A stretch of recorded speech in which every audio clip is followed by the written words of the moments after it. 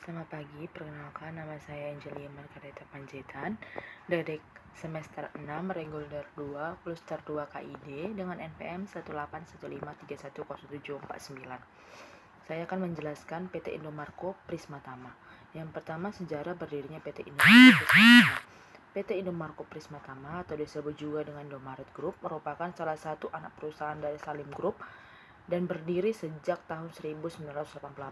Indomaret sebagai bisnis waralaba yang merupakan bisnis terbesar di Indonesia yang telah memiliki gerai kurang lebih 16.336 yang diambil dari data Januari 2019 dan memiliki pertumbuhan mencapai 7 gerai setiap harinya.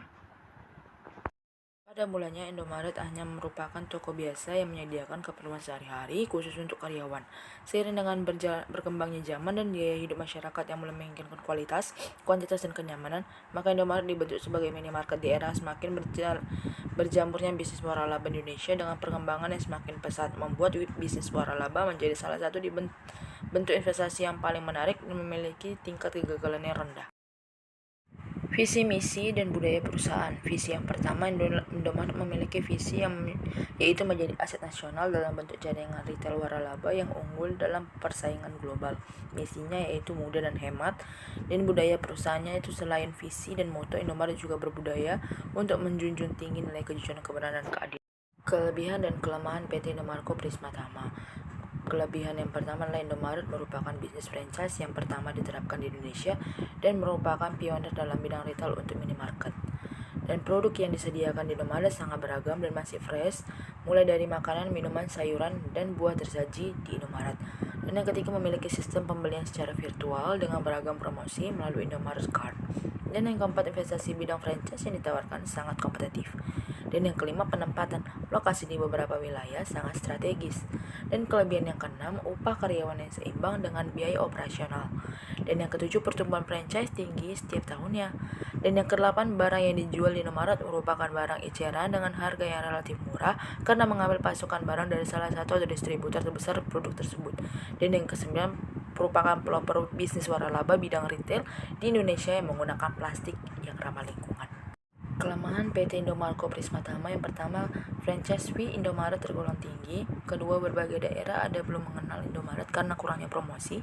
Dan yang ketiga, break even point yang terlalu lama, yakni sekitar 4 tahun.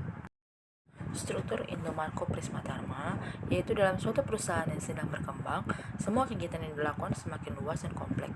Maka untuk mendukung kelancaran kegiatan dan mengatasi masalah yang dihadapi, diperlukan kesatuan koordinasi dalam tindakan serta pengawasan yang lebih terjamin dalam bentuk organisasi yang terstruktur.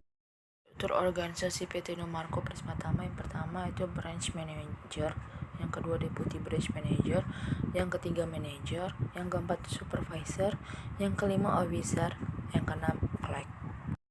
Departemen-departemen yang ada di struktur organisasi PT Indomarko Prismatama yang pertama distribution center, kedua area, ketiga finance regular, yang keempat finance franchise, yang kelima accounting dan tax franchise, yang keenam EDP dan BIC, yang ketujuh personal dan general affair, dan ke-8 development, yang ke-9 education.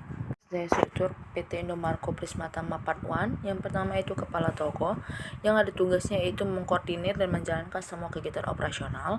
Kedua, mengkoordinir semua aktivitas toko dalam memberikan pelayanan kepada semua pelanggan dan meningkatkan jumlah pelanggan.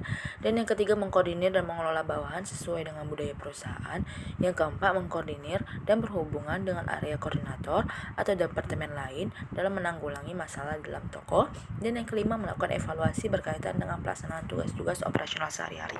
Tugas dari struktur PT Indomarko Prismatama Part 2, yang pertama itu wakil kepala toko, yaitu mengkoordinir dan menjalankan semua kegiatan operasional. Yang kedua, mengkoordinir semua aktivitas dalam memberikan kepuasan pelanggan.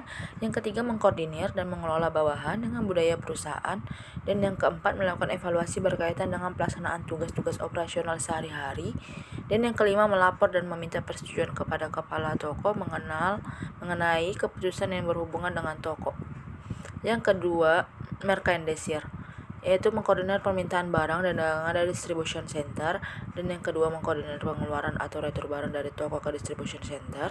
Yang ketiga, mengkoordinir pendisplayan barang dagangan dari di rak-raknya maupun di gudang. Yang keempat, memastikan sarana promosi terpasang sesuai petunjuk.